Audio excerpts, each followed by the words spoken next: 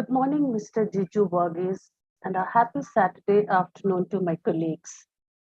Welcome to the sixth edition of Faculty Development Program. Warm welcome to our guest, Mr. Jiju Varghese, Principal Chef Thiru, Vice Principal Mr. Rajshekhar, and my dear colleagues. As we began yet another pandemic year, it is disturbing to still be talking about COVID, let alone continuing to live through it. For educators, there's nothing more unsettling than feeling like you can't plan anything. But here we are. At this point, we know what works and what doesn't. As long as you have something useful to teach, you're going to be able to teach it no matter what. The key is having a plan to make it engaging in any format. Despite all the challenges of the last 2 years and the ongoing Omicron related uncertainty we face today, I am proud to say that our commitment to teaching and learning is more alive than ever. To kick off the year, we, the educators at Wgsha, are aspiring to learn and do better in understanding of the present happenings in the world of tourism and hospitality worldwide. We are continually making attempts to benchmark our curriculum to make it contemporary, have a global presence, and transform it in tune with the strategic vision of Manipal Academy of Higher Education. This FTP aims to provide a communication platform for educators together with chosen industry experts to share experience in responding to the new challenges and opportunities. Our self-motivated and most active principal, Chef Tirugnana Sambandham, visualized the possibility of organizing the FTP programs 2 years ago, and thus far we have completed 5 FTP programs with the support of few eminent industry and academia stalwarts. Today, we are privileged to have a distinguished hospitality and tourism professional. Mr. Jiju Varghese, our own alumnus from first year BHM, is with us. We wholeheartedly welcome you, Jiju, to the FTP program. I now request Chef Thiru to provide the opening remarks and introduce Mr. Varghese to the audience. Over to you, Chef. Good afternoon and good morning, Jiju. Thank you, Dr. Vidya. Welcome to the Faculty Development Program 6.0. And I'm delighted to invite Mr. Jiju Varghese, Non-Executive Director at the Courier Guide, City of Johannesburg, Gauteng, South Africa, co-founder in Africa Travel, and an esteemed Wgsha alumnus to speak on the topic Industry Changes from SA, that's socio, political, economic, and technology perspective. Mr. Jiju, after graduating as a student council president for first course BHM at Wgsha, he has managed Holiday Inn hotels for several years and was an instrumental part of establishing McDonald's restaurant in South Africa. He then completed an MBA by Montfort University, UK, and joined South African National Parks as a head of business development. The success of the department led to him playing the role of managing executive, tourism development and marketing, where his portfolio included tourism operations, sales and marketing, tourism research, and loyalty programs. He has written various papers and given presentations in numerous countries, including Brazil, India, Gabon, Mozambique, and Congo on responsible tourism. He has also authored a chapter in a book on responsible tourism published in UK and forwarded by UNWTO. Since August 2016, he offers consulting services in tourism and is an affiliate partner in African Tourism Partners, an initiative that promotes tourism for the African continent. He is the founder of In Africa, a platform that focused on marketing and selling adventure travel in Africa. His portfolio as an entrepreneur is diversified. He is a director of niche important company a non-profit company, and site on the board of the courier guy as a non-executive director. Dear faculty members, this program will help us to achieving our mission of being committed to excellence in education, research, and use of contemporary pedagogies, and establishing presence in the emerging segments of hospitality and culinary education. So these programs are designed to bridge the gap in quality research and teaching skills and aims at professional development. It is an excellent opportunity for you to participate and exchange your thoughts in process of evolving effective strategies towards meeting the global standards of education and attaining sustainable development by the transmission and dissemination of knowledge. It is an excellent way to incorporate the new trends and stay connected and relevant to the industry. I request you all to give it undivided attention and to make it as interactive as possible.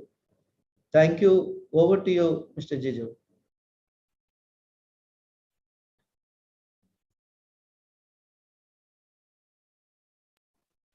Please. Hi, can you hear me?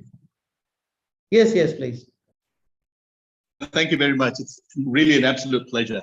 I think Dr. Vidya was talking about educators having a very unsettling time. I wanted to say for like the alma mater, to present to an alma mater, especially when you're from the first course. Nothing unsettling, very, very exciting. So very happy to see all of you. And yeah, when Chef Thiru and I spoke earlier, he said, let's do this. I thought, let me put some slides together. So those are the slides we'll go through. Thank you, Chef. Do you want me to go through the slides at this point? I would assume yes. Yes, please. Yeah, sure. Okay. So when we were talking about, I went from Manipal. We were there from 1986 through to 89. And then shortly after that, I left to South Africa. I was born in Africa in a country called Ethiopia, raised in a country called Zambia, which is like 2 countries from here, from where I am in South Africa now. And I came to India, finished my 11th and 12th, and I came to Manipal, and then I got back here. So that was like 30 odd years ago, 32 years ago since I started working here. When Chef and I were talking about, hotel management and the sector we are in, my view was we've gone through quite a bit of changes, uniquely because we are in South Africa in the 90s. And then as a result of, a long space and time and what was happening in the external environment, I thought there was a whole lot of lessons that we have learned as an industry, and then we'll share that. So then the people who are in corporate strategy, etc., will talk about the step analysis. So I thought let's look at it from that sort of perspective. So what I'm going to talk about today is the tourism industry changes in South Africa. What are the lessons that we've learned from a social and technological, economic and political perspective? And so I thought, as an overview, these are the areas that I'll touch upon. South Africa as a country and the changes that happened since 1990. And then I'll quickly touch upon the tourism trends here and how it relates to what is happening elsewhere in the world. I'll go into step analysis, unpack the social, technological, economic, and political areas, and the changes in South Africa in particular, and then talk about how do we use any of these lessons learned to prepare future leaders for this sector, because it's the academia we're talking about. Thank you. In terms of key events that happened in South Africa since 1990, on the 11th of February, in 1990, Nelson Mandela was released from prison. Nelson Mandela, I think we all know him. He's the Mahatma Gandhi of South Africa. And he was jailed for 27 years. South Africa had taken independence from the UK in 1911, much before India. But then what happened was that two demographics within the country, and the minority of them were of European descent, who were in control of the economy and the political system. And they were running the economy, and the majority were not allowed or given franchise, or were not allowed to vote. So in order to fight that, our freedom is also in India had a lot to do with South Africa, because Mahatma Gandhi was here before he went back to India, and was fighting for freedom there. But Nelson Mandela went to jail in 1963, 1990. After 27 years, he is released. So that was a big social change that was coming into South Africa. The other big things that happened to South Africa was when there's a transfer of power. When you're going into a democratically elected sort of space, there's a whole lot of negotiations on how are they going to manage that transition, and how do they foresee South Africa like 20 years from then, or 30 years from then, or 50 years from then. So there's a whole lot of negotiations going on. And from an economic perspective, Johannesburg, where I'm seated right now, was considered probably the most wealthiest part of the world, because most of the gold that you find everywhere comes from underneath the soil here. So it was that much more interesting for the negotiations that came into. So from 1990 until the next bullet point, 27th of April 1994, there was those negotiations, and then we had our first democratic elections as a country, which meant that it was whole worldwide publicity. Nelson Mandela took over as the first democratically elected president of the country, and that meant that there was the transfer of power. Meant that the policies that are driven by the previous regime to the new regime, there was a different focus. So that was a key event. Fast forward, a couple of years, we went into 2010. Everybody, all of you would have witnessed the Soccer World Cup that happened here. From a tourism, hospitality, and I was quite involved in the inventory management and how do we pool resources together in those discussions, because I was already with a previous job that we had about 15,000 beds on a given night to sell. But that event was very, very big. It was an event where, from a tourism perspective, and from who we are as a country, how do we portray ourselves in the hospitality sector, etc. So it was an event that showcased the country and profiled it from a tourism perspective. Going on from then, there's a whole lot of news because the country has been changing socio-politically. So there's a whole lot of governance issues that has been coming out in the media to the external world, ethics related stuff. How does one business, how do you do business in South Africa? What is the role of the government when there's business in South Africa, etc. Again, Indians were quite involved in this because there's a whole inquiry going on about what we term as the state capture. The state capture was largely driven by four brothers from the UP. There's a whole bunch of unbundling and uncertainty going on because of that. In the last 30 years also, what we realized was, we are in this tourism stroke hospitality era. And, apart from political and social that we've covered and ethics that have covered, health became quite a big issue. The SARS virus, the Chinese virus, the Asian flu, etc.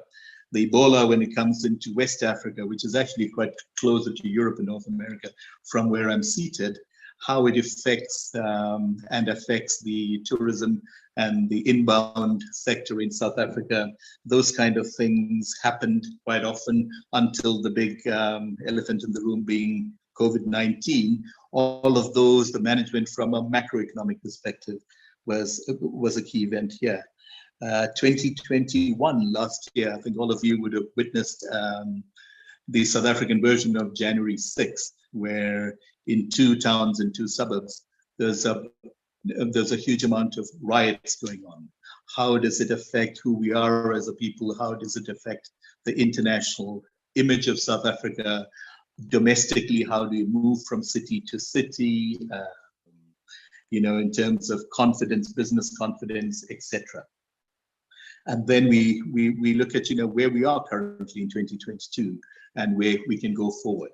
So those were the sort of key events from 1990 from a hospitality tourism perspective that I thought I must highlight before we get into the next slides. If you go to the next slide. No, thanks a lot.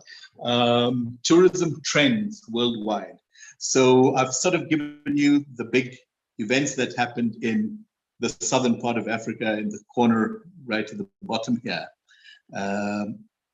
Then while all of this was happening, there was a whole lot of events that was happening around the world. But if you look at tourism as a sector, I've got some old data. I couldn't get new data that I just quickly put together, but it still gives you the essence of what we're talking about. Globally, from a GDP perspective, tourism contributes 10% of global GDP, which means a lot. Tourism being an integrated system of accommodation, booking systems, IT, the adventure part of it, the conferencing part of it, etc. If you add all of that, in 2003 itself, it was about 10% of global GDP, which which equated to 230 million jobs at that time. So it's quite significant. It also went on to say that if tourism was an industry, I don't know how big the Chinese economy is now, but at that time, the US economy was about 12 trillion worth. Tourism as an industry would have been the second largest country in terms of the GDP. And tourism is normally or very often measured in terms of international arrivals. So in other words, a person goes from one country to the other and stays there for at least one day. That's how the UNWTO, which is the United Nations World Tourism Organization, defines tourism. And if you look at in 1950, which is not too far away, which is about 20 years before I was born, or 17 years before I was born, there's 25 million people that traveled from one country to the other. And if you fast forward it through to 2008, there's 800 million people that traveled from one place to the other. And then in 2019, before the pandemic itself, there's 1.27 million people that travel the world internationally. And if you look at 2025, which is just around the corner, they're looking at another 500 million people more traveling. So in other words, and I know, like I mentioned, the elephant in the room, being COVID-19, there has been certain disruptions, which I will touch upon later. But the growth is, exponentially growing. There are various factors that allow this sort of growth, primarily because relatively travel has got cheaper, people have got richer, and there's a lot more people. But regardless, that's the growth. If you have to put it on a graph, it's a huge growth. So the question is, does it make sense to be in the tourism sector, which includes hotels, etc.?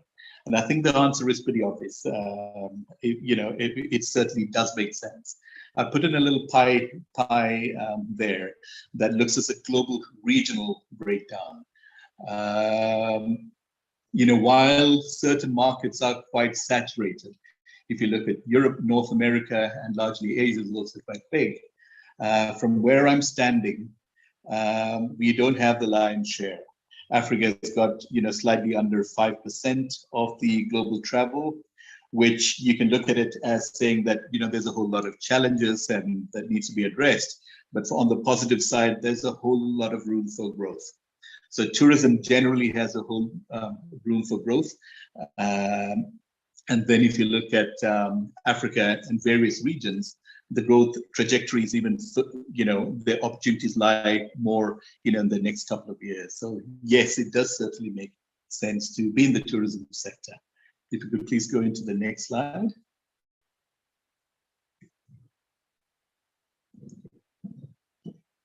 There I thought, let me break it down from a social, technological, environmental, and political sort of changes that is happening, that has happened in this country. The social changes, democratization, basically means that everybody is an equal in the country.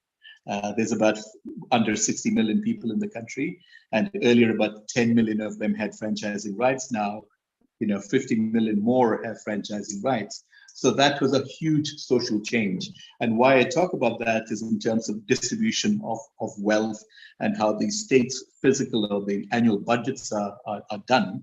Obviously, there's certain pressing needs that are required more than others. So, there'll be a change. The newer government's dispensation has different priorities. So that was a huge social change. Previously, until 1994, apartheid was what South Africa was known for. Apartheid meant that, the people of European descent were on the top of the echelons of the country, followed by Asians. When I mean Asians, it's Japanese, Koreans, etc. And then it came to the Indians, and then it came to the blacks. And in South Africa, from a South African context, Indian did not mean that we came from the politically demarcated country of India. It meant that if you're sort of brown, so in a lot of ways, an Egyptian in South Africa is defined as an Indian. A Sri Lankan and an Arab person is defined as an Indian. Anyone who is not white or Chinese or black was Indian. So we felt under the black or the non-white group of people. And what apartheid meant was that 20% of South Africans held almost 80–90% of the land. So from a developmental perspective, as much as 80–90% of the land looks like the developed countries, the 10 to 20%, the 80% of people stayed in the rest of the land. And there's a lot of developmental needs there. So that required a whole lot of social adjustment and social re-engineering in the country. With all of these changes, which happens, the Europeans have been in South Africa from the 1650s. They came through here, and they called Cape Town, which is a big city in the corner there. Cape Town was called the Cape of Good Hope. And if you look at why it was called the Cape of Good Hope, the Good Hope was, the Western countries were looking all around for India. They came to the south of India. They came to Kruger in Kerala, looking for spices. So they got lost. So some of them got lost, ended up in the US. Some of them settled in the Cape of Good Hope. So there've been whites here from, for as long as there have been whites anywhere else in the world. I'm talking about North America or New Zealand and Australia. They've been here longer. So, so that the changing of those expectations meant that, the larger population had aspirations of careers and wealth, etc., and land ownership. So that became the new dispensation's social transformation agenda, and that had a whole lot of requirements and speed of how that should have been done. So in most of business that happens in South Africa, training and affirmative action and company ownership is very high. They call it the triple BEE. So it stands for broad-based Black economic environment, which meant that, for any business, that becomes a key deliverable. Not only are your financials important or your market share important, what is high on their scorecards is also the triple BEE. as a requirement. I was lucky enough to be part of the South African economy because my parents moved here in the mid 80s before I came to Manipal. And then I came here in 1990. So we are what we call a previously disadvantaged people. They call us PDIs. So I fall into that BE category. But my point here is there's a whole lot of social change happening. With that happening, there's a whole lot of, it brings in uncertainty. The 20% of the people who, the previous haves, started thinking of emigrating. There was a whole lot of migration happening into Australia, New Zealand, Canada, and the UK, where people who are of European descent started thinking there wasn't opportunities for them in the country. They were not really getting preferential treatment because earlier all jobs and everything was actually reserved for that 20% of the population. So they started feeling uncertain. And they also, what happened was there's a whole lot of brain drain. People started going away. So despite all of that, between 1994 and in that 10 years of, in that one decade until 2014, the economy grew substantially. All sectors grew. So there was people were happy. There's a 2008 sort of financial downturn. It did not affect South Africa that much. What happened was, as much as some people left, there were more people being part of the economy. Housing prices increased because more people were, the supply side was much bigger. So that, on the demand side, there was less, houses being made, etc. So prices went up.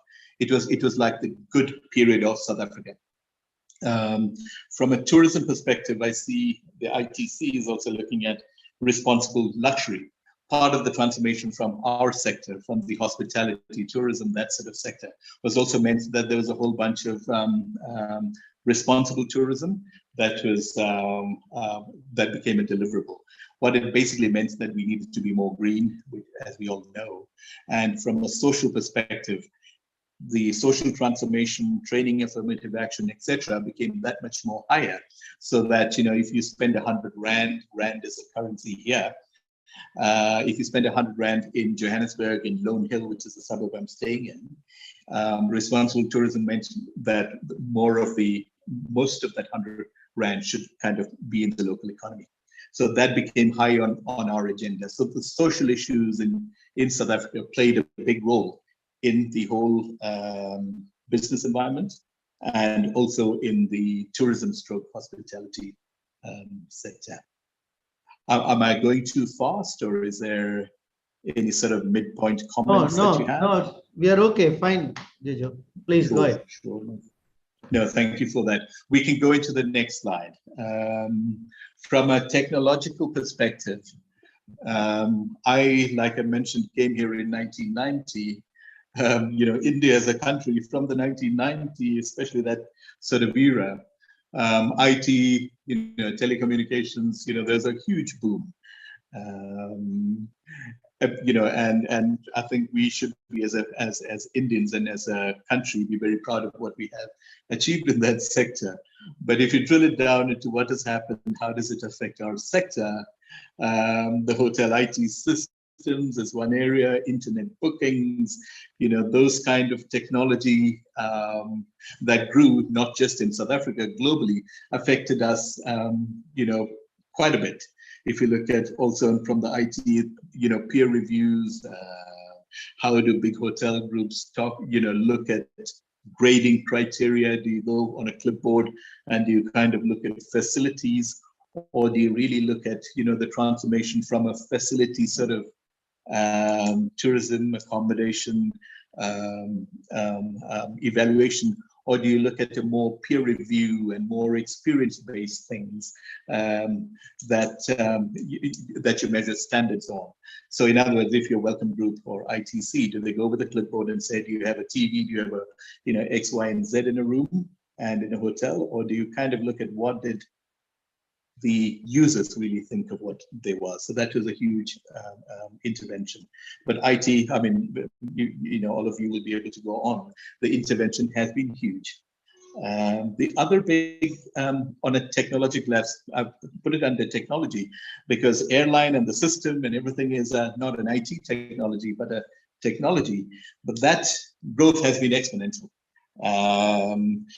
If you look at very close to us in India, in the Middle East, those airlines have capitalized on quicker availability of gasoline and petrol in those areas. So travel became very accommodating, very affordable. When I came to South Africa, the rand, the currency here was equal to a US dollar. And if I had to come to India, I would pay about 7,000 rands, which is a whole lot of money then, which is like 7,000 US dollars. If I fast forward 32 years, the rand now, a US dollar is 15 rands, or just around 15 rands. So in other words, it's gone down like a fifth. The price to India through the Middle Eastern airlines, which did not sort of exist in the early 90s, is still about $6,000 to $7,000. Rands. So in other words, it's probably a 15th of what it was previously, and you can get to India or any part of that world, of the world, at 1/15 of the cost.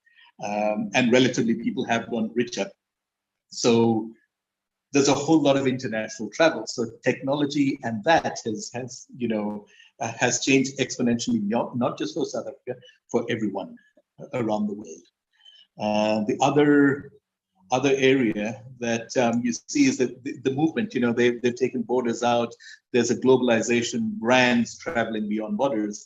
When I left India in 1990, and I was there from 1983 to 1990. And I was based in Kerala. When I came to Manipal, I went back to Kerala. I don't think there was even one branded hotel in Kerala, or one international branded hotel in Kerala. Now, if I go through Kochi and if I look out of when I drive through there, you see there's the Meridian, there's every little brand is there. Hyatt is there, the Holiday Inn is there, Radisson is there. So everybody sort of has gone across. So what has happened from our sort of perspective, and when I say ours, I'm talking about India, and I'm also talking about South Africa, because we are both what they term as an emerging market. Europe and North America, in terms of the brands, were saturated. They went into Asia, and India sort of covered. And the big new area that everyone's looking for is Africa. South Africa has all the big brands, and it's always had them. But there's 54 countries in South Africa, so there's 53 others on the north of our border. So, in the last 10 to 20, 15 years, we've seen all those brands coming into that. So from a technological perspective, technology, I'm a brand being a technology, because there's a technical element to create the brand. And then whatever technology also goes with it, the world has, South Africa has seen a whole lot of change, and so has the world. If you look at tourism and hospitality becoming part of, with all these growth, people are starting to recognize tourism as a growth area and as job creator. It becomes on everyone's political agenda. In South Africa, it certainly is. It's one of the priorities of the current government. And tourism has been put as a separate sector and a separate department. So there's a Ministry of Tourism that runs it, because it finally talks to their voters, because they need to talk about creating new jobs and creating new opportunities and international investors, etc. So the academia has sort of followed. And I was telling Chef Thiru, I joined Manipal because I started doing a BSc program after my 11th and 12th in India. And then I quit that and came here. But my father being a school teacher, the only requirement was, I wanted to do a degree-based program.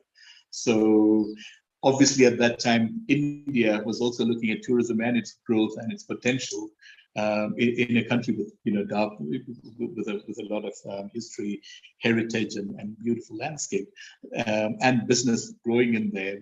Tourism was getting on that agenda. So everywhere, like in India, there's been a whole lot of focused education for tourism.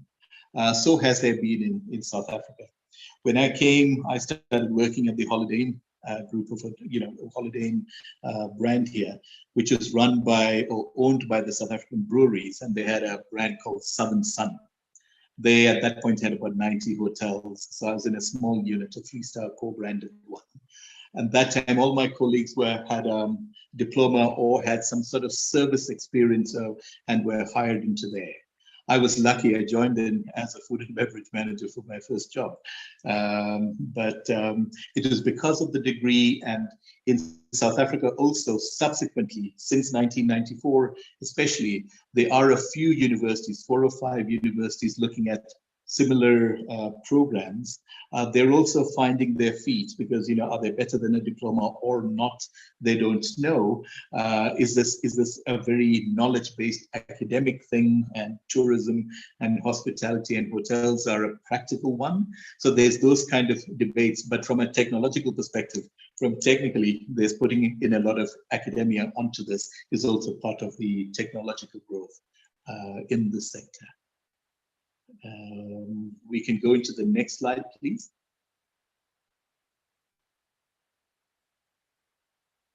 From an economic perspective, a lot has happened. We touched upon the brands moving, across borders much more easily earlier when we were talking about the brands coming into India. But globally, there's a free market sort of adoption.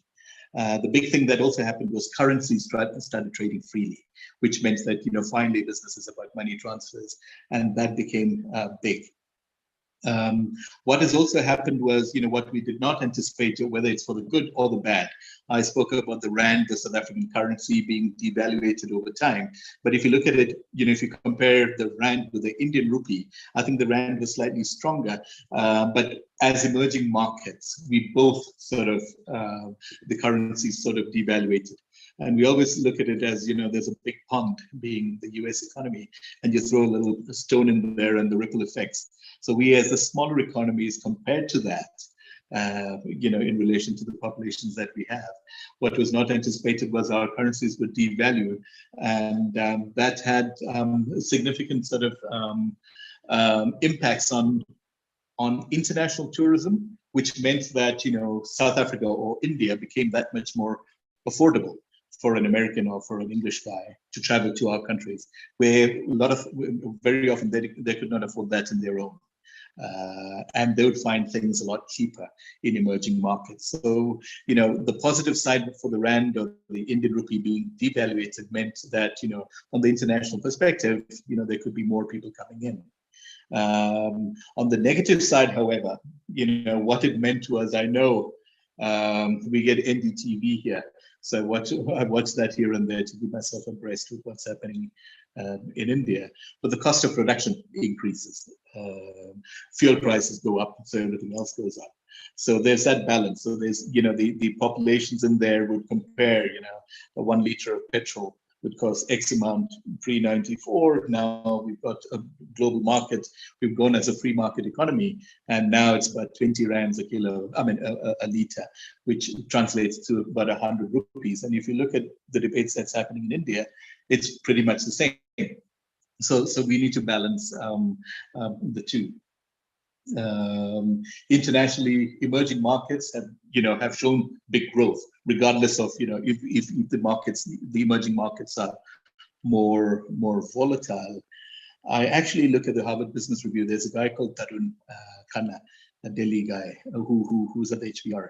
He's probably the best expert in terms of global economies and with a specific focus on emerging markets, and he makes comparisons with countries like South Africa, Nigeria, India, Indonesia, versus being in countries that have a very stable one. He calls it the promise or the peril. Whereas when you go into an emerging market, there's normally, voids, there's a bit of corruption, there's probably, not good electricity being generated all the time. So you can either shy away from it or you can go and embrace it. And the choice is really yours. So if you go into these markets and those institutional voids, if they're managed, correctly, there's a lot more vibrancy in those economies. So it has really translated into what has happened in countries like South Africa and India, because there has been growth. I know when we look at what is happening today, the COVID is there, there's so many other things. But if you look at it over the 5 years, both countries and most of the emerging markets have done very well, which is why earlier I touched upon the 2008 financial meltdown, the global one, and South Africa wasn't really affected. If you ask the Indian population, they'll say they were not really affected. If you ask the Chinese, they'll say the same. If you ask the BRICS nations, if you ask the Brazilians, they'll say that. If you ask the Russians, they'll say that. So, there is, tourism has it. It's a volatile environment, especially for us in the emerging markets. So we need to understand that when we are looking at the external environment in tourism. Market corrections.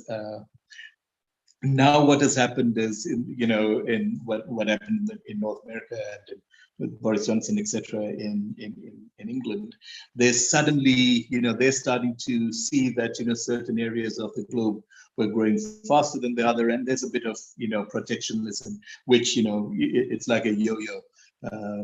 There's one sort of government and the other guys change it, but generally, there's growth in these sort of markets.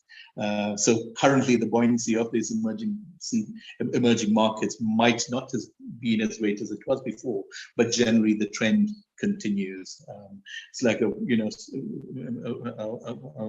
train moving and it doesn't have brakes, so you need to kind of contain it somewhere, so it's still going to move further. Then, if you look at the micro, I spoke about the macroeconomic kind of factors that affected tourism in South Africa and with reference to the rest of the world. From a micro, if I looked at from 1995, there's been a huge competition on disposable income, and we being in the luxury sort of or hotel or leisure sector. It's not an absolute necessity that people do travel or do have a luxury thing, but in that market, there's a whole bunch of competition that has come in there. Cell phones came out in the early 90s. Everybody had to have a cell phone, and now we have like very expensive phones that we keep forever. I mean, we keep for a short time, then we want to change as quickly as we can. So there's a whole bunch of changes in that. If you look at data, the cost of data, I know the cost of data is very affordable in India, but South Africa, we have one of the more expensive costs of data.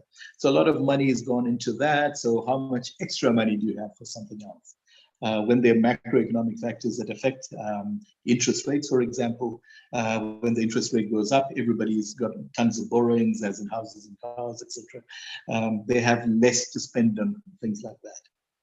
So what it basically meant was, the tourism sector in all the airlines, because they're so much cheaper, you could fly somewhere else. I mean, for me personally, to fly to Asia, to like places like Thailand and have a holiday was much cheaper than going to Cape Town in South Africa.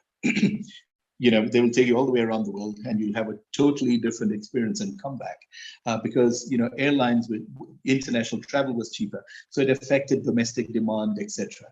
So there's a whole bunch of areas, but I thought, let me touch upon these so that it gives a whole picture of where we are as tourism. We can move on to the next slide. From a political, perspective, South Africa, 1994, more than all of these other areas that I spoke about, 1994 meant a political change. And like I said, Mahatma Gandhi played a key role here too for the consciousness of what's happening. And India as a country has played a huge role into freedom in South Africa. We're considered,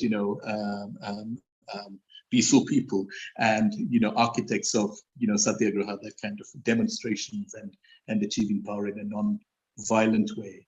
But the political, intervention was huge. That played a role for everything in South Africa. India, amongst, as the countries, was what they call the jewel of the crown of the British Empire, and it was one of the first countries that got independence from the West, or from Britain. Even though South Africa as a country had taken independence from them prior to that, the white South Africans had fought against the British and got freedom from them. In 1994, South Africa is considered the last one that got freedom. So, but I mean, what I'm really trying to say is the political interventions in India in 1947 would have been huge. And we went through that sort of intervention much more recently. Political interventions, I spoke about the BBBE, which basically meant the transfer of power. And now we're kind of 27, 28 years into democracy. Have we achieved much social transformation because of the political impediment? Probably not, probably yes, we don't know. But, and so it still continues, and we don't know how long affirmative actions going, selections for certain demographic groups to get jobs, etc., going to carry on. And I know the same continues in India. So if you look at, the two countries, one is an older country, one is a much newer country. There's a lot of similarities, but the political environment is very important in the business environment, which means that it's affected by the hospitality sector is not a stranger to that. The big thing that is happening in South Africa is also, we spoke about the 10% of the people owning like 80, 90% of the land here. Your cost of production is your tool for production is in your land. So how do you change the land ownership? So I know India had a different method where land was confiscated and redistributed. South Africa adopted a willing buyer, willing seller sort of perspective, which meant that now that the government has to buy back land from the private owners of land, and the moment they know that the government wants to buy that land, the price of the land goes higher.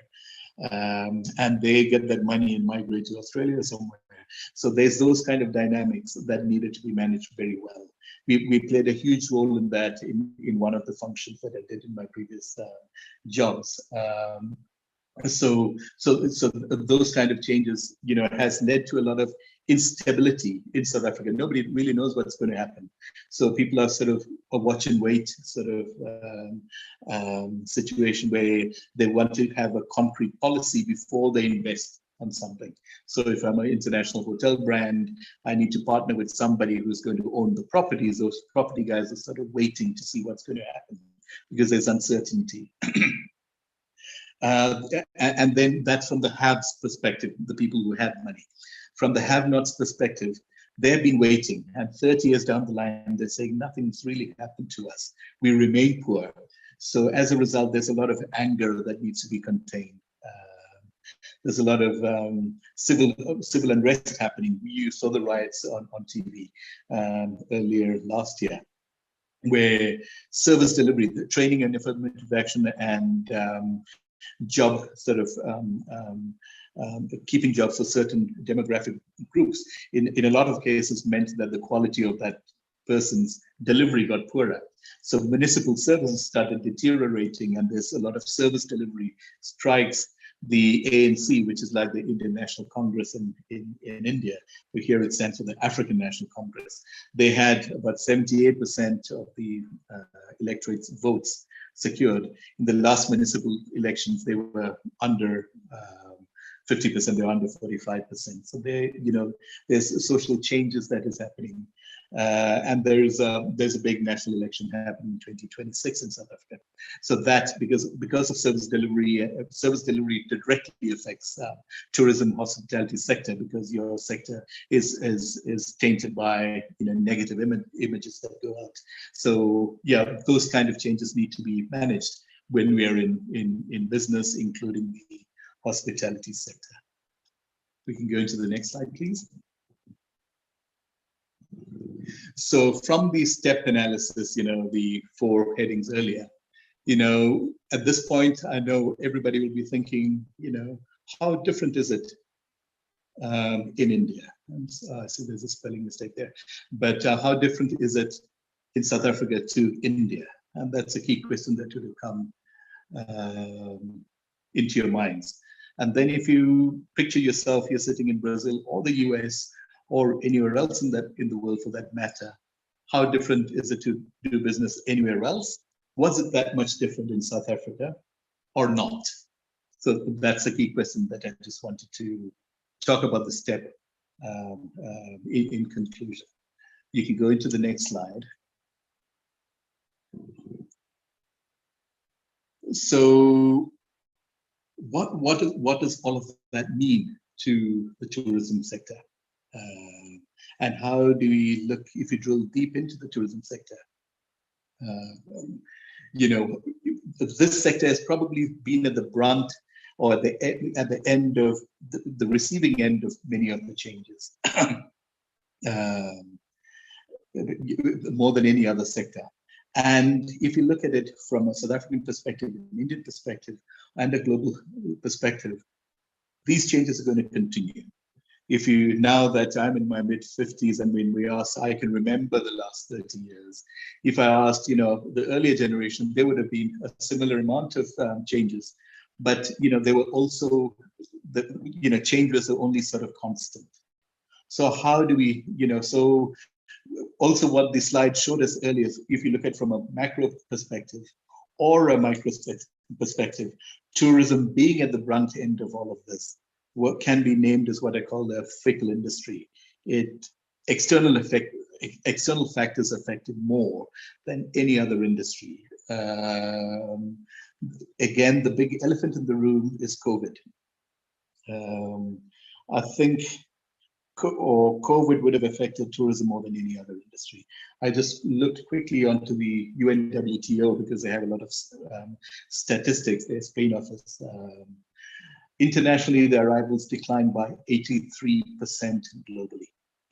So remember, we are talking about over 1 billion, 1.27 billion people that transferred. I mean, that traveled in the previous years. 83%, over 1 billion people did not travel in 2021. So it affected that industry very quickly. But also what it does is that industry, when things get better, it sort of has the resilience and it bounces back.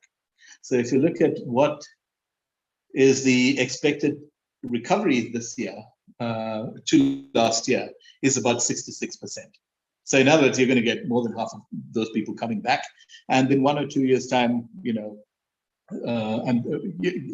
will be something of the past. So you will get that same trajectory of growth. And as you know, according to the UNWTO, they talk about vaccinations with the pandemic being relatively under control is a key contributor to the recovery. From a South African perspective, also foreigners dropped in South Africa not 83%, but 71% into the country. A lot of international arrivals into South Africa comes from the rest of Africa, and there's certain strong economies like Kenya. Botswana is doing well. Kenya is doing well. Zambia is starting to do very well. Nigeria does well. So there's tourists that had less hassles to come here and routes other than through the Middle Eastern airways coming through. So the impact wasn't much less. It wasn't as bad as it was for the rest of the world, but still very, very significant. Stats South Africa, which is a body that looks at all the stats, they were talking about, they went down from 15, we went down from 15.8 million visitors that came into the country. That's what we normally do in a year, to about 5 million. So the nature of tourism, I think what we really need to take out of this is that it is a fickle industry. External factors, affect it much faster than any other industry. But we've got to look at how robust are we. Next slide, please.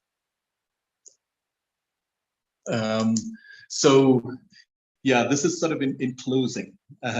So from what we've spoken about and from my perspective and my experience over the last 30 years in this sector, we've got to kind of look at as WGSHA, how does our curriculum, is it relevant to what is happening currently? Are we geared for what's happening just sort of beyond our noses now? Are we geared for the near future? Are we ready for the far future, for the next 10 years, for the next 20 years, so that we are relevant into the hospitality trade. How do we plan future scenarios? I know people who've, in the master's program that we did, scenario planning there's a whole lot of focus on it. And even if when I drill deeper into scenario planning in South Africa, and there seem to be sort of ahead of the competition on scenario planning. There's a guy called Clem Sunter, and there's this company, Anglo-American. De Beers is a brand of theirs where the diamonds come from. In 1980 itself, they had seen South Africa, as much as the white population did not want to give up power, business in South Africa was led by Anglo-American. The CEO there, Clem Sunter, went into Zambia because that's where the ANC, which is the African National Congress, was in exile in Lusaka. And between Zambia and the current day Zimbabwe, it was called Rhodesia then. Zambia was northern Rhodesia and Zimbabwe was southern Rhodesia. There's a no man's land in between, and they started scenario planning. They said, whether we like it or not, these things are going to happen. So how do you manage that change? So from a WGSHA perspective, how do you look at future scenarios? Are there good lessons that we've learned from scenario planning that can be applied for us to include in the curriculum there? There's also a whole lot of discussions that come to my mind as I've gone through this journey from Manipal, the skills that I learned and then the knowledge that I've gained afterwards, and how do you put them together? Is there a balance between the two? The skills was, initially I came in as a hotel manager, and then I thought, all right, now I have hotel skills, but my first job was a food and beverage manager. That industry sort of died in the hotel trade. So I became a restaurant sort of person. And then after the restaurant sort of person, which I was with the quick service sector, then I said, what do I really know? So I know the service sector. And then you apply yourself in the service sector. But as you go through that journey, what about things like negotiation, conflict management, those kind of trainings and skills and knowledge that you have? How does that take you further? Where do you plant those roots for students that are coming in there? And then what we've also seen is that there's been a lot of change. How are we ready for managing the change in terms of, how flexible are we to switch from one to the other with the existing knowledge and the change to the changes that we will see over the next 30 years, when I'm sure I won't be alive at that time, but those kind of discussions are quite relevant. And based on that, I think my slides have come to an end. We can go into, there we go. And I thought I must put that. Juju Varghese, I'm from the first course of the BHM program. My roll number was number 7. And I used to think I was James Bond, and I used to have 007 before that. But thank you very much for your time and listening. Thiru, that's all from my side. Thank you, Juju. I think some of our faculty members would like to ask questions. Over to you, Dr. Vidya. Thank you, Jiju. I will thank you in detail later. I think now I will invite Mr. Keith to ask his question. I think he has a lot of emotional connection with South Africa, if I'm not wrong, Keith. Yes, madam. I think so. His parents lived there. Oh, I see. Is it possible to see him? They used to. They used to. Oh, I see. Where were they? Not exactly in South Africa, but around there. Right. Where were they? Which country? Cameroon. Oh, that's there's probably about 15 countries between us and Cameroon. Yeah. Okay. Africa, right, not South Africa. Okay. I know. They will ask me, I have an uncle in Nigeria. Do you know him? It's probably closer for you. I think Kenya is closer to India than it is from here. But no, thanks, Kirti. So it's emotionally connecting for you to connect back with Africa. Yes, I know. So thank you for your interesting session. And I would request you to share with us 1 or 2 challenging situations that you faced, and what was your learning from them? Because you have gone around the world, like many places. Right. Okay. Yeah, I think for me personally, I came to India in the early 80s, in the mid 80s, and that was itself was a change. And then I came back with just in 1990, and that was a change. But I did not know about all of these things. I was a young person trying to fit in and trying to make a career. So 1990, when I finished, and my folks were here then, so I landed in Johannesburg, and then I looked out. There's an airport, which was a huge airport then, but it was like the big airport then. And I looked out through the window and I saw the brand Holiday Inn there. And I remember looking at there and thinking, man, I wish I could get a job there. And I know in India, it's very difficult to get a food and beverage manager job, etc. So I looked at that, and that was in my mind. I was waiting for my next connecting flight to a town called East London, where my parents were. So in my mind, I thought I must get a job there. And then I went home and I phoned them and I said, I'm this new kid from India, and I know everything about hotels. I studied in Wgsha, and here I am. So they said, do you want to come to Johannesburg? I looked at it. It looks like a mini New York, big city. So I said, no, I don't know how to drive there. I come from Manipal. The best I would do was walk to Sunset Point. So I would. The thing was, I needed to make a career. And all of these changes that I spoke about happened to me directly. Okay. So my key challenge was to remain, how do I put it, to remain very green, to remain green, which at best means that you're maintaining what you have. So first I was like, yeah, I've got a job as a food and beverage manager. 2 years down the line, yeah, I'm still that food and beverage manager. 3 years down the line, they went from a core brand of Holiday Inn, the green one, to a blue one, which meant that the restaurants were outsourced. So this outsourcing concept was new to me. And then how do I do? So I wanted to remain green, but I wanted to grow. So that was a key challenge for me. So how do I remain green, and how do I continue to grow? And I thought of it, and I thought, what do I really know? So which is why I sort of migrated from that to say, well, I know food and beverage. And then McDonald's were coming into, global brands were coming into there. And they said, you're going to train in the UK and the US for a year. You're going to open all the stores here. The Indian market was also opening there. So we were with them in the UK. And then I said, no, that's what I know. So to remain growing, to stay green is great. If you don't stay green, the next stage is you become ripe and you become orange and red, and then you drop off.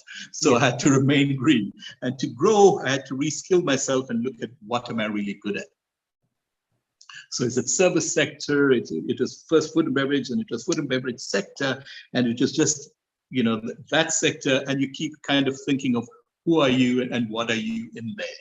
At some stage, then I thought, which is why I was asking Thiru, when they take master's students, when you take master's students at WGSHA, do you take people with experience or do you take them fresh as graduates? So for me, it was a midpoint. After about 10 years of work, that's when I went and did a master's, because I said, at this point, I know the operational parts.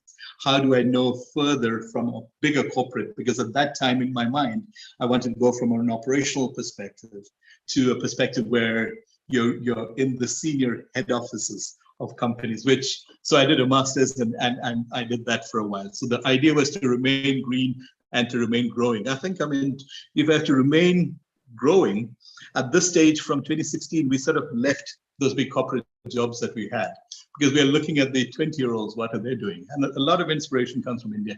They start these .com sort of companies and they start new concepts, etc. So now I've joined the entrepreneurial space, and to remain growing or to maintain myself, I have, my company is actually, the advisory is called Bhumi Yatra.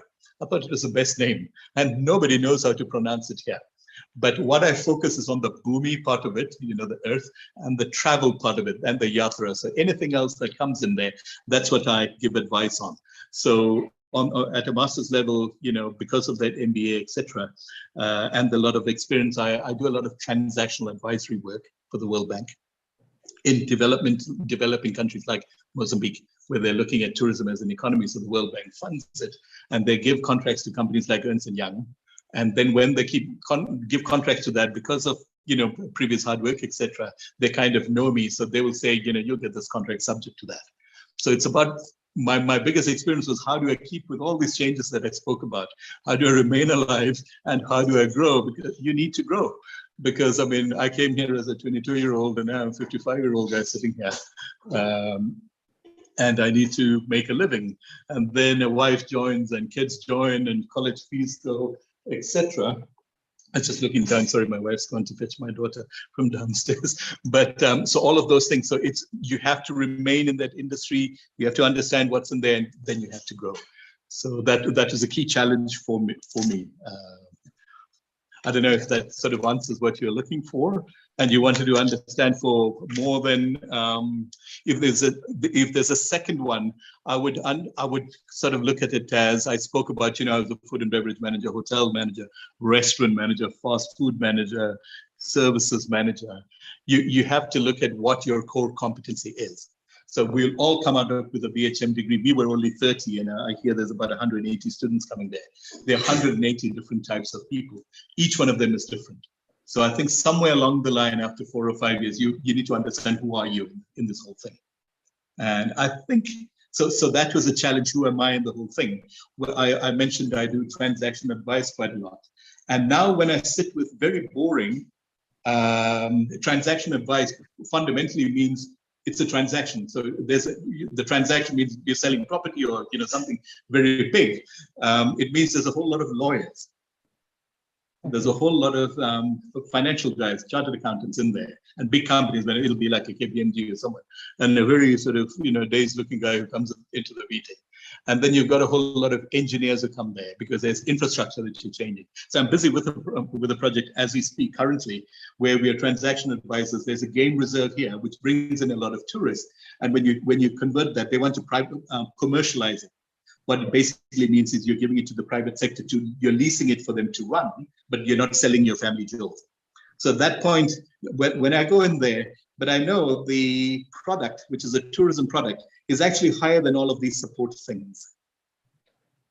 So where do you fit in? So you need to reskill, understand who you are, understand, because these are very professional guys.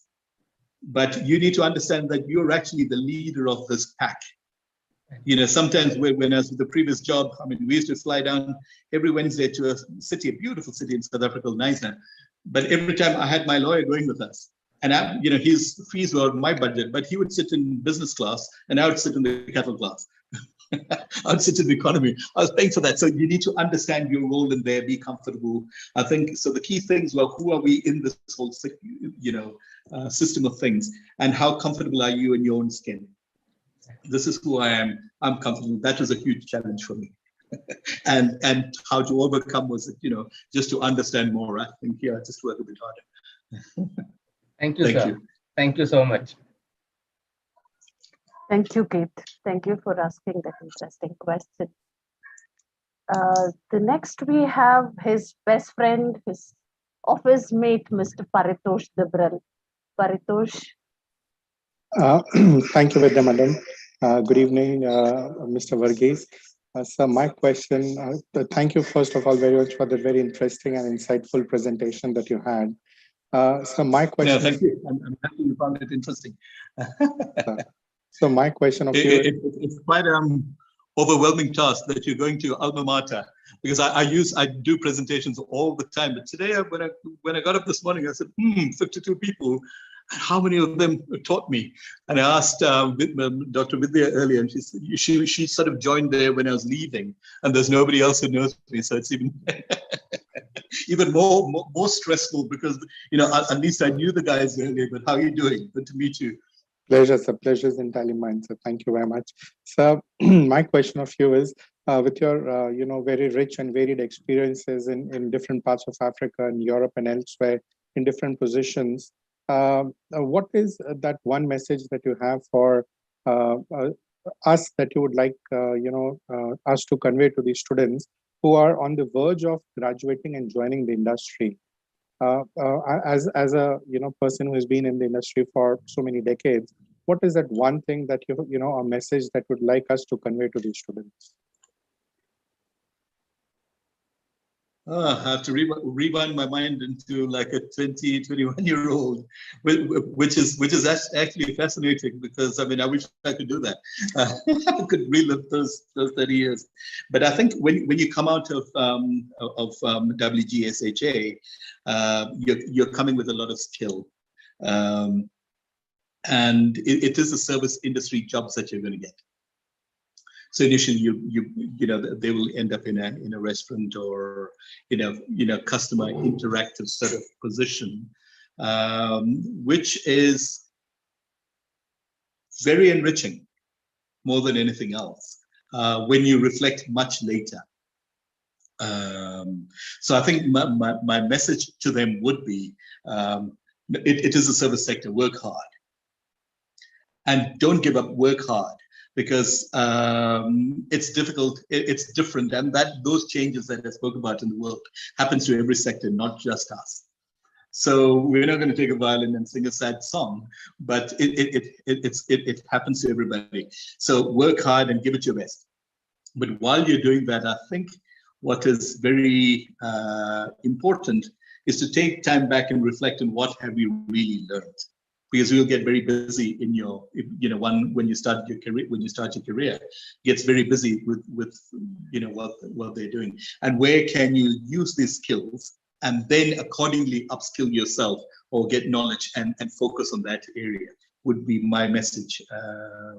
If I think of when you think deeper, if you're a front office manager or if you're somebody that is doing that kind of a function. And then we spoke about the IT interventions into industry. How much does IT affect tourism, and how can you lead that process? I chose the transaction advisory area because I'm bad in IT. My biggest fear for this was, how do I get this PowerPoint presentation on? And I see it while I'm talking. So one needs to look at that. I mean, the IT, we've seen it. You guys know it more than anyone else, probably in the world, because you're from India, is that, IT affects the inventory management. So if you're in the food and beverage space, how are you going to reorder? In the McDonald's system, when I say it was more manual, but it will do artificial intelligence. We called it exponential smoothing. We knew what would happen on a rainy day, how many people would come. If on a Friday, Catholics would come in, so how much fillet of fish would we sell? And we would plan accordingly. So on an inventory perspective, it's huge. If you kind of think of what do I really know, on a sales and marketing, the World Wide Web, huge. We're in the conferencing space. We're both sitting in, like we're sitting in the same room. All we just need is some Wi-Fi. So there's those kind of innovations that one needs to look at when they are there. So to embrace what the industry that they have chosen to be as a hospitality, hotel management person. Embrace it so that you work very hard and understand it. What happens is it demystifies itself then. It gets clearer. It's like, take my glasses off and I put them back on. It becomes a lot clearer. And once it does that, you kind of understand this is what I'm good at. My skills is more conflict management, and the guys who know me in Manipur, they say, oh, that's probably where he would have ended up. We do negotiations, contract management, we go to court, we fight. so that is who I was in that whole equation. IT guys can do that. So understand who they are, work hard, demystify it, get confident in that. The biggest advantage, if you call a call center, the guy will tell you, and you said he will tell you what his internal process is. I want to know what time is the flight. He'll tell you, South African Airways said this, and there's this global distribution system. I really don't want to know that.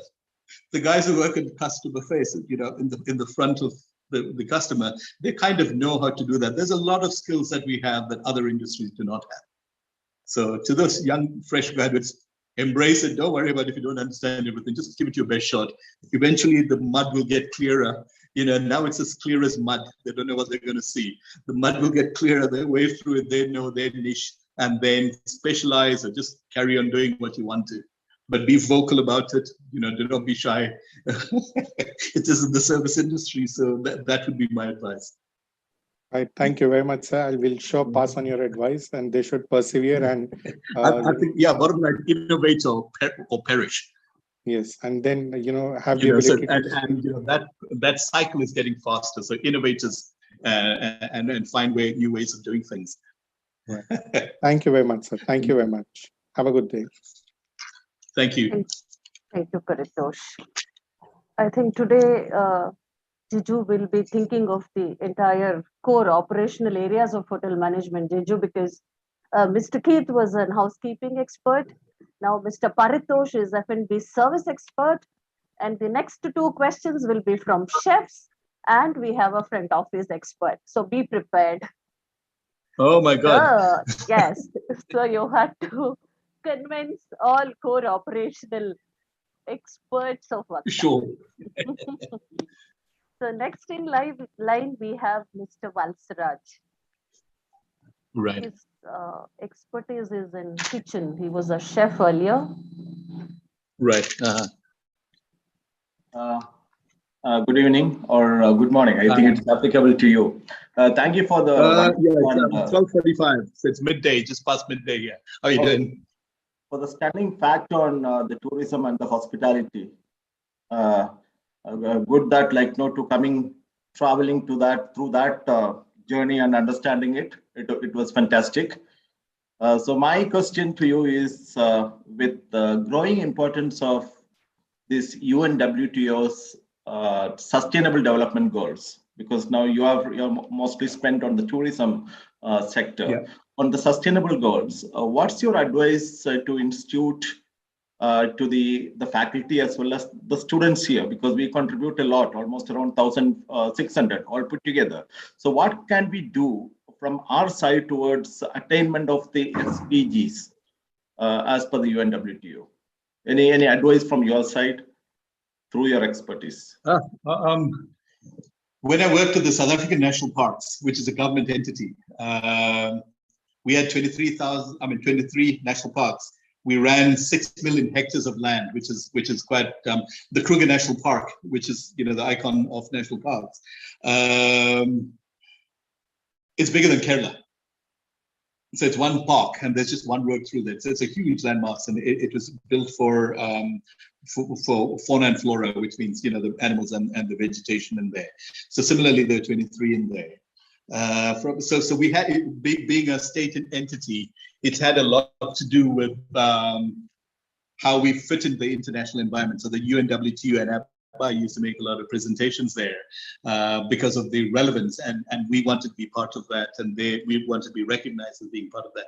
So in terms of their goals, my role in there was to, let's look at it, my initial role and what they were there for. My initial role, or my role in there, was I headed business development, which basically meant that on a poverty alleviation perspective, as a SDG goal, which is reduce or zero poverty, or reduce poverty, or they've got a goal on that. How I took it and translated into what I did, and I come from from your institute, or from our institute rather, was how do you alleviate poverty? National parks, as it's not there for a tourism purpose. Tourism is a byproduct of South Africa. You would have heard that there were water shortages a couple of years in Cape Town, and the city did not have water. What it basically means is the water basins, which is also a strategic development goal in theirs. But our national parks are in remote areas of the country. Remote areas of the country meant that there's no jobs there. Even if there are jobs, there aren't skilled people there. And even if there's skilled people there, nobody wanted to invest there, because it was very remote, and there was a whole lot of blockages that somebody would be hesitant to go there. So my role in there was to develop an economy that tourism jobs, a waiter, those kind of jobs, meant low-skilled employees could come in, and then we would look at those low-skilled employees and upskill them. So we would bring in capital money from the urban centers like Johannesburg and Cape Town and Durban, that they would invest in those areas because the conservation management was good. So you'd fence it, and you put in stock with fauna and flora. So now they'd put in elephants and cheetahs and everything, and that's a real job. I did that for 14 years. We put in those elephants and everything in there. And then my role was to identify areas that you could put a hotel in there, a boutique hotel. We call them lodges here. I know in India, lodge means those cheap things, but we call them lodges. Here, a lodge means better than a 5-star hotel. So that, over the 14 years, in remote parts of the country, there was about 2,000 jobs, sustainable jobs that were created. which is an SDG, Sustainable Development Goal of poverty alleviation, or those guys would never get a job. Or those guys would never get a job. And there's a whole bunch of poor communities that live outside those remote areas. So it's a way to get jobs for them. So that's from a SDG poverty alleviation perspective. But climate change is a big agenda for the UN and on the SDG. So on ITC, it's written responsible luxury. Our job was to have responsible tourism. And when we unpack responsible tourism, there's a green side to it, which meant that we needed renewable energy, waste management needed to be good, gray water needed to be done. And we sort of had to do that in those areas because they did not have electricity in those areas. So, solar, bio, wind were used for electricity there. And what it also did was they could plug in from a community into that to charge their cell phones, which meant education, coming back to that. But the infrastructure, the physical infrastructure was as responsible as it could be. Also in terms of food and beverage in there, because, there's a chef and all those things in all of us, which would mean that, you wouldn't get lettuce there. So vertical farming for air conditioning right next to the restaurant, because it's in certain very hot areas, would do all of that.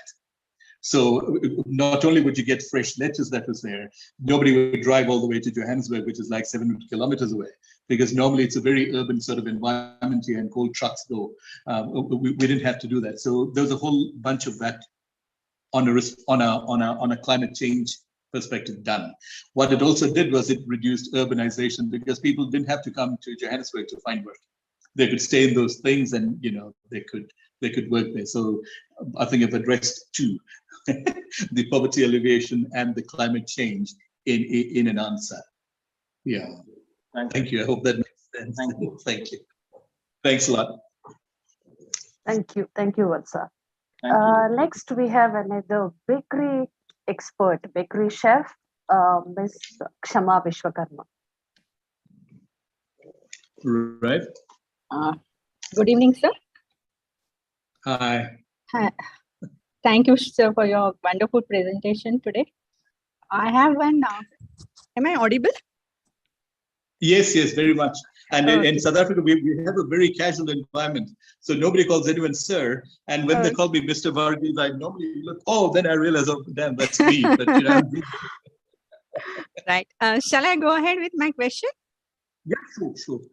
Sir, I'm asking you a question on present situation about India on this background of our latest release of budget also. Then what are your views about the present situation of Indian hospitality industry, since latest budget has not shown much needed support to the industry in their revival process? Oh, you mean because of COVID, etc., there Yes, isn't the yes. injection of capital Yes. for the revival? Yeah. I've been part of discussions on that in South Africa. Number one, South Africa is not a developed country. It's according to the World Economic Forum, we are what they call a mid-income country. So we're not like a poor country like Uganda or something, but we're not the US, or we're not England, or we're not one of those countries. So there's a constraint like we have in India, or any emerging market, or any market for that sake. There isn't extra money, and their revenues went down because they get taxes, and the economy went down. So there isn't any money. So I don't think it's only countries like ourselves that are battling for getting a fuel injection from the government. And the government is who we are. It's a reflection of us. So we vote them into them. So they are basically us and we are them. So it's not somebody else. And they haven't given money, is your question. In South Africa, how we did was there was a social transformation issue that had a backlog, because the industry, especially this sort of industry, is very, the hotel industry is very, what we call in South Africa, very white. So it's very Western.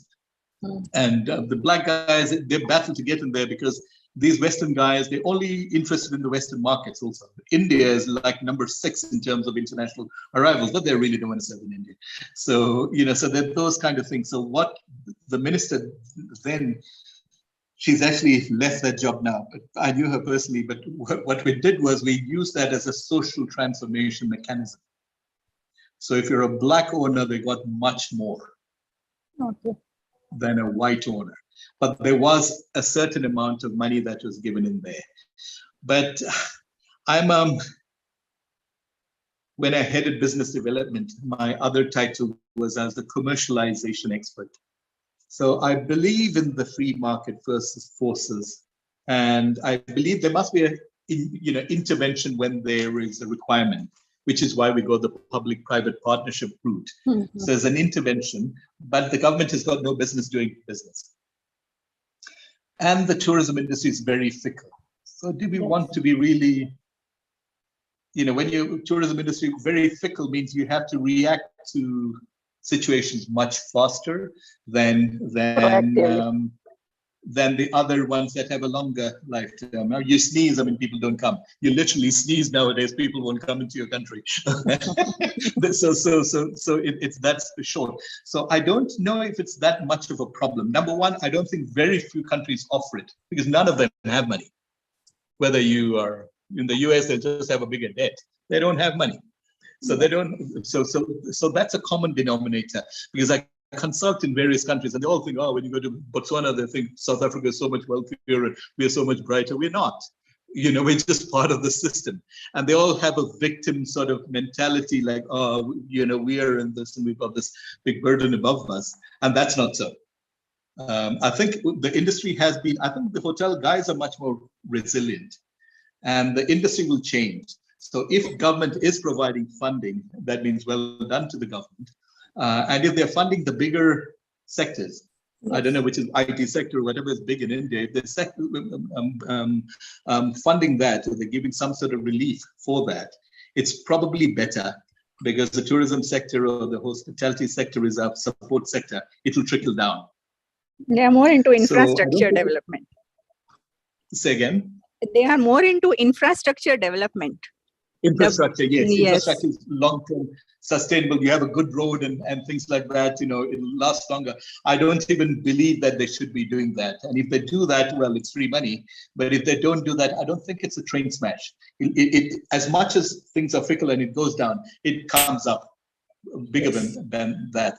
I'm not in the big branded hotel space. I really don't like them. The big hotels, luxury properties. I like the boutique lodges that are right in the bush. From our perspective, the demand for that is growing. Because anyone who cannot go to the urban hotel, because you're kind of smelling the guy next door and it's the same thing that you go from Tokyo to Honolulu, it's around the world. If you go around the world, it's the same thing north to south. You go to the other ones, there's that much more. And because of COVID, the local demands for those kind of experiences are that much more. And I think it's the same because there's a huge emerging market in India. In South Africa, if you look at the tourism in general, 75% is local. So we don't care about COVID.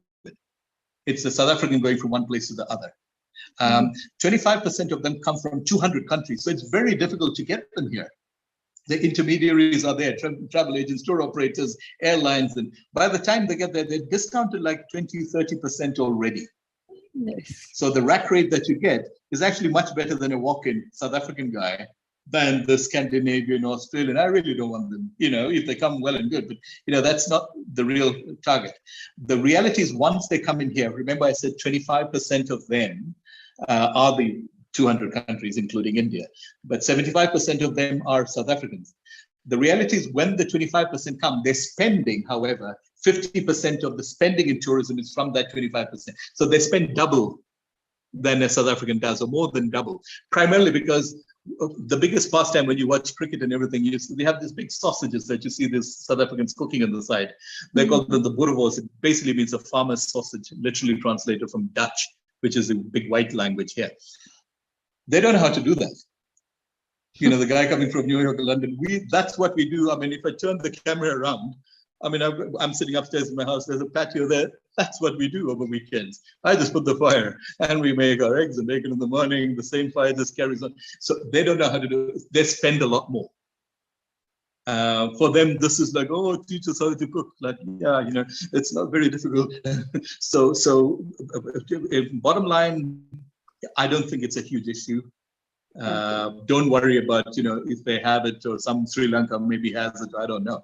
But it's not I think, if we get it, it's a nice thing, but I don't think we should have a victim mentality and go with a begging bowl.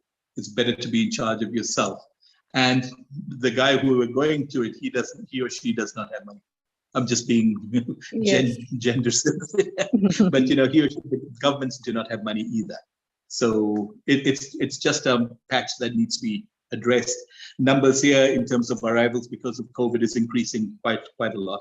The Omicron virus that came from South Africa, it actually it did not come from here. It was discovered here, and they don't like to say that because they say, "Oh, Africa," because there's globally racism and the pigmentation of the skin, and now we came from a white country to a sort of black country. But the scientists here, my elder daughter is at medical school here in Johannesburg. It's like the KMC, but it's probably rated in the top 100 in the world. And the scientists there, and I can see the amount of work there, and even they have accredited them, but it wasn't even found in South Africa. It was within that same 24 hours. The small little country in Botswana, which has got a whole country's population is under 2 million. It's like Mangrove, or smaller than that. And they found it first. And the reality is that virus doesn't really matter. They've taken everything off. There's no restrictions there anymore. They've said, Emirates is still making a big, they don't want to fly here. And they started on the 15th. But we said, it doesn't matter whether you allow us there or not. You're welcome to come. So it showed us that we're pretty hospitable. They could come. Yesterday, I looked at the stats, and they're basically saying that even if you get it, I think it's just a small flu, and the hospitals aren't overwhelmed. So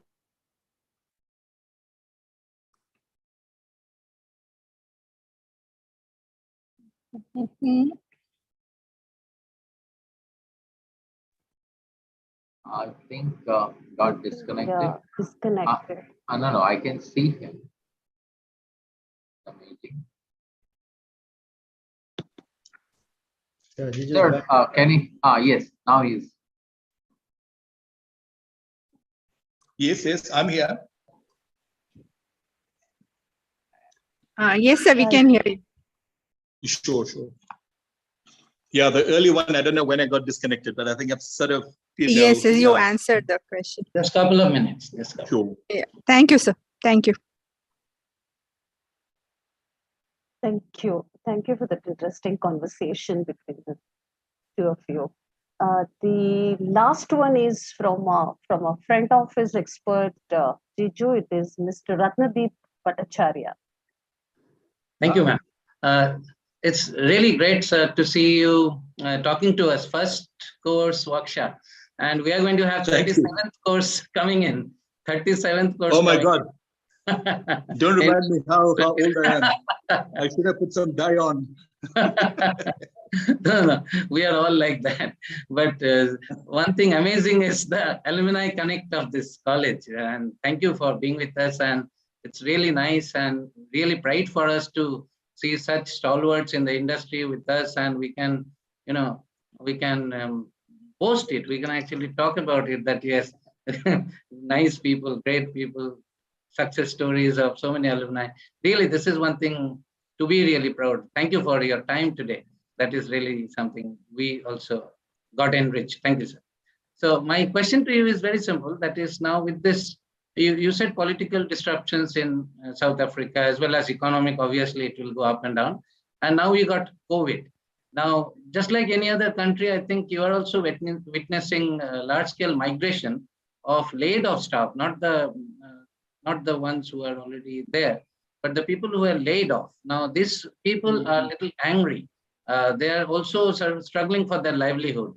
So this thing will become a concern if another couple of years we go like this. But then it also affects education, that it affects the attraction for the industry, like it might be a talent loss, those who would be prospective. So how do you reassure us? Like, can you tell some things which you are doing, or anything to something we can do to talk about good things in this?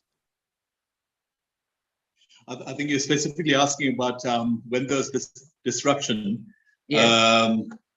there's been a situation where employees left, Moving to so they other don't feel industries. loyal to the industry. Yes. And in order to prevent that, how do you retain good employees? Is Yes, that what I'm retain and hearing? get them back. Maybe get them back. And to re-attract them back. Is that a big issue in India? Not yet, but if this goes on, maybe one more year. India is with a large population, so we have replacements. We have people who go. Then maybe there is another pool of resource. But my concern to this issue is like we have to get talents. Now talents come to a particular site when they feel that okay, I have a life there. I need not worry about stagnation, or I need not worry about some break in between. So US is suffering right now. US, these are big statistics of migration because we didn't get that. But I'm saying, are you concerned about that? Or I think something to tell the new talents that, okay, this is going to come back and this is what South Africa, this is what others are doing, or anything like that? Something. Yeah, the employees and getting laid off has been more in the tourism sector. I know there's a company called Wgsha here, with tourism investment. They're into hotels, they're into tour operations, they're into grant transfers, into logistics, into every aspect, into retail, into courier shops of tourism, into destination restaurants. So they theme it according to that local area, etc. The CEO there is a good friend of mine, actually. They laid off, they are the largest tour operating company in the Southern Hemisphere, actually. And so they're pretty big. What they did was they laid off 70% of their employees. And that company, as much as I had a lot to do with, say again? It's very big number. 70%. Yes, 70% of their, I don't know in terms of headcount, but 70% of their employees were laid off. And in this, inafrica.com, which is that aggregator for adventure, 2 of their employees are working with us now. So what happened there, if you go into the website, we've got the picture of all of us in there, and the 2 ladies who we got from there.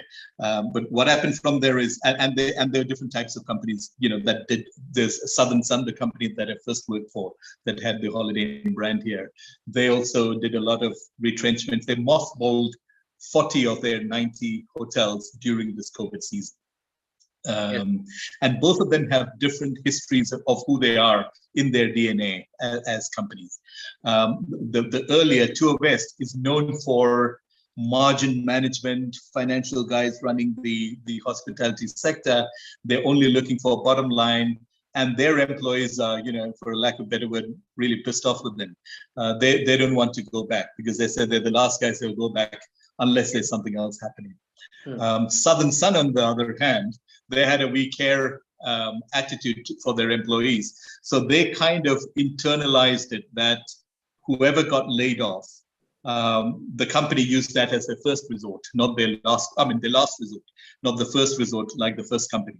That said, all right, this is a payroll burden. They called it, not like a human capital. They got rid of them. And now that the industry is picking up, the dynamics in both of them are different. So the question is, number one, how do you bring them back? Is basically, that scenario planning that we looked at is one of the key plausible things that would happen in the world. Is there will be new viruses that's coming in. There will be travel bans. There'll be more often. So it is a strategic thing to look at the HR management, which is, I know when I was in Manipal and I did those projects, I'm probably still in the library there, we used to call it manpower planning. Man, first of all, why is it a man? And it was a power thing. And then I moved on to South Africa, they called it the personal management. That was in the 90s. Post 94, it became human resource management. The last job I was, they call it the human capital development. I don't know. They call it, all sorts of names. But the trend is generally that human beings are more important. We as an industry, I know a lot of industries or a lot of tourism restaurant operators look at them as just a unit producer. There's money, come in, go away, there's no money. When I worked in London, it was even more than it was in South Africa. So we were there for a year trying to understand their systems of running restaurants, McDonald's restaurants there.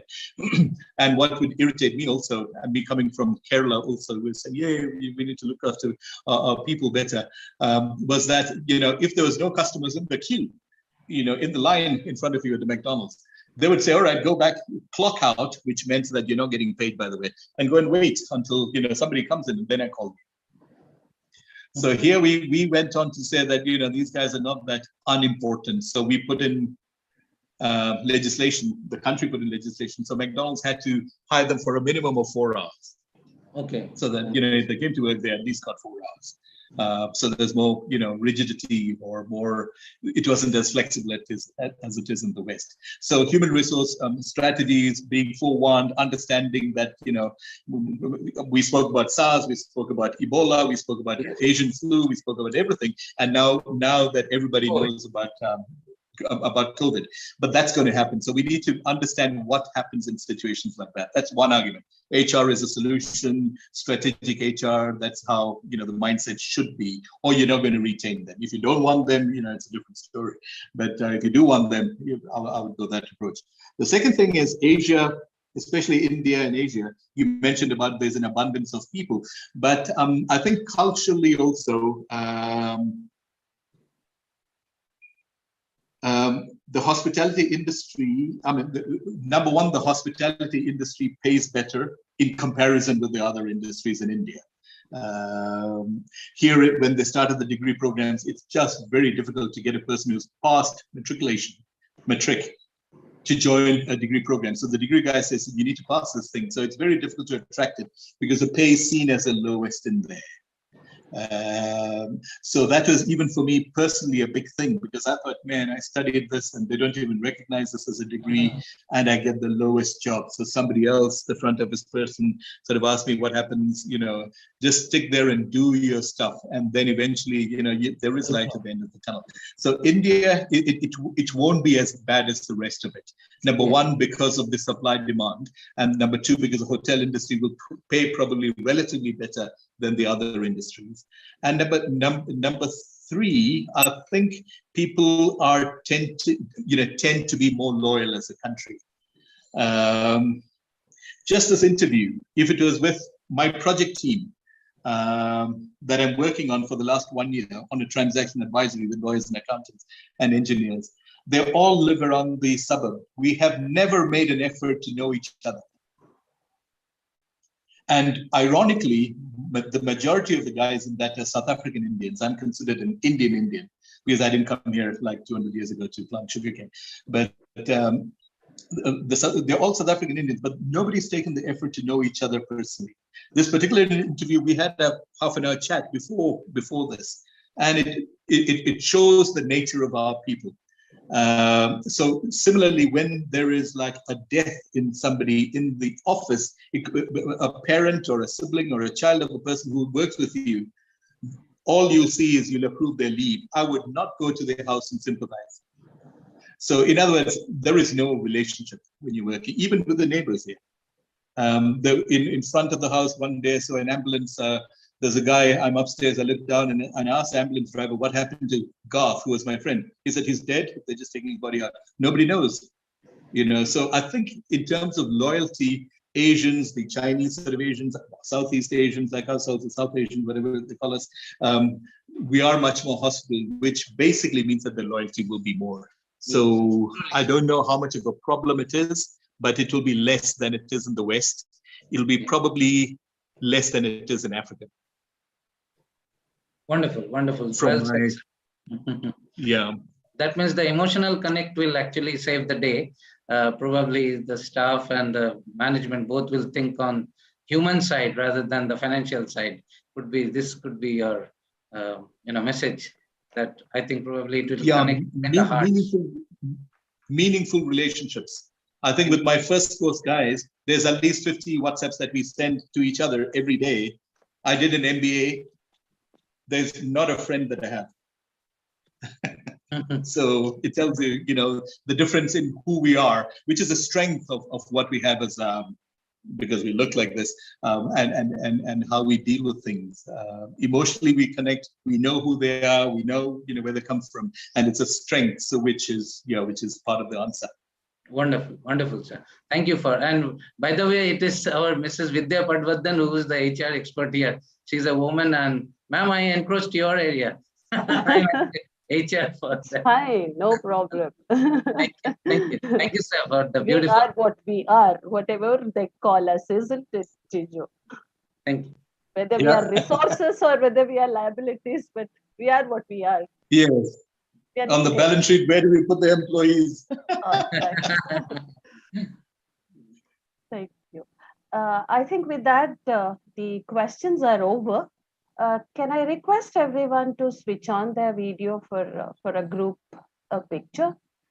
By the way, Jiju, this is live, Facebook Live. Whole world is listening to you. Oh, yes. Madam, it is on YouTube, madam. Okay, it's on YouTube. Okay. Okay. YouTube Live, not Facebook Live, YouTube Live. Because yesterday at my class break-up in the first course Facebook, somebody saw this and they stuck a picture in there. So everybody's saying, well done. And so I don't know what it is. It's just a chat. So I'm glad they're not online.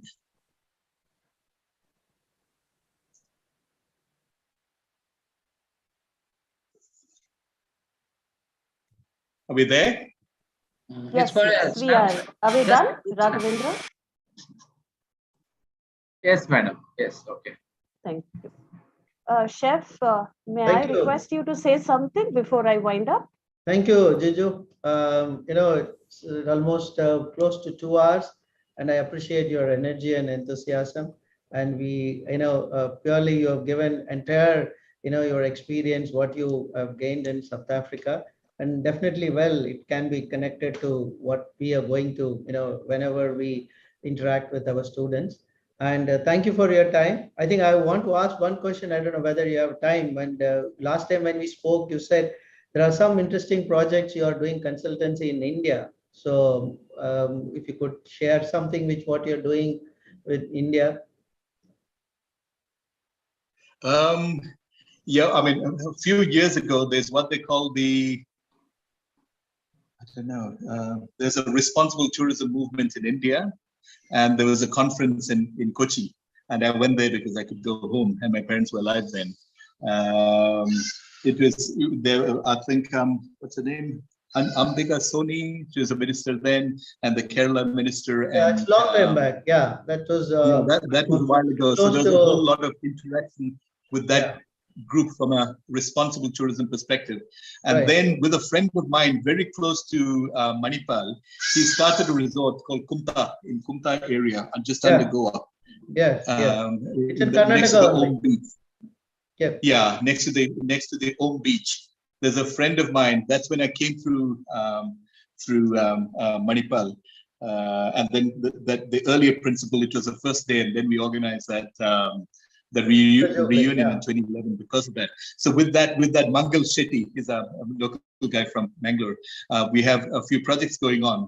I and my previous CEO, we sort of in the honorary board as on the ecotourism side on what they need to build there. What he's doing is there's a port that they were doing in that area in Goa. And he went as an environmental lobbyist, and they actually stopped that process there. So Mangal led that process. He's a person that we're in contact with quite often. But other than that, no, not much going on in India on the advisory side. There's a person who is a political guy. He heads the HIV program for Africa. I think he's with the BJP and everything, quite from Madhya Pradesh. They are looking at commercializing all the parks in India the same way, in Madhya Pradesh actually, the same way as they have done in South Africa, where I know the Indian model means that you would have tourism development outside and go inside, which I agree with, because the green areas remain pristine. But how do they broker that deal? What does the conservation get as a benefit of this, and what the local communities get? And he wants to do it as a commercial thing. So there've been few discussions with him on and off. They're waiting for some sort of approval from that side. But what I really want to do there, or what we intend to do there, is put in tented luxury accommodation that are mobile, that would go from place to place, depending on demand. All right. So Thank the you. land is rehabilitated, and there's revenues, and the margins for that are much higher. All right. And there's a lot of South African companies that do that here. All right. Okay. Thank you, Jiju. Thank you. Thanks a lot. Thank you. And looking forward to seeing you soon in campus, right? And we need your help. And then I will talk to you maybe next week, and we'll see how you can, I want you to invite to address our students also. And that we'll plan a little later on, right? And our students are coming back on Monday onwards in a phased manner. So definitely, I want you to interact with our students as well. Thank you so much. Thank you. No, thank you. It's been an absolute pleasure from my side. And over to you, Vidya. Thank you, Chef. Just to wind up the session, thank you, Jiju. Thank you. It was quite a revealing overview of a country which is kind of lesser known to us. Because when you started this session and mentioned about Mr. Nelson Mandela, I only remembered Matt Damon and my favorite Morgan Freeman and the rugby team.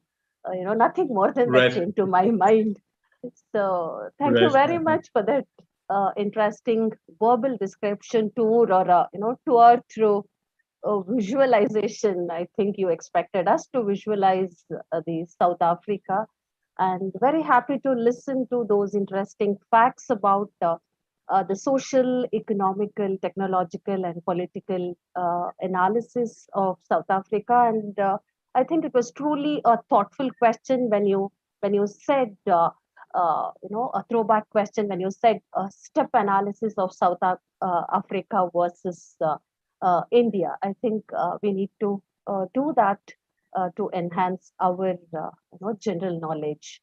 So thank you very much once again for that quite interesting session, and I will definitely share it with Sandhya, Ajay, and others. I'm not in touch with anyone else, of course, right now. I don't know. Maybe if you can give me more names of first course people whom you are in touch with, I think it will help us to develop our network. No, thank you. It's been an absolute pleasure. So a big thanks to the person who is instrumental in organizing this session, Principal Chef Thiru. He keeps on organizing these programs for the benefit of all of us. Thank you, Chef. Thank you for your perseverance and supporting us to excel in our chosen fields. Thanks to Mr. Rajshekhar, our Vice Principal, for supporting our endeavors as always. Thanks to the AV room, AV room, I believe. We have a AV room in the college, by the way, audiovisual room. So thank you, the AV team, for the technical support. Thanks to Swati for the beautiful invitation and all the communication. And thank you, my colleagues, for attending the program. I think with this, we have come to the end of the program.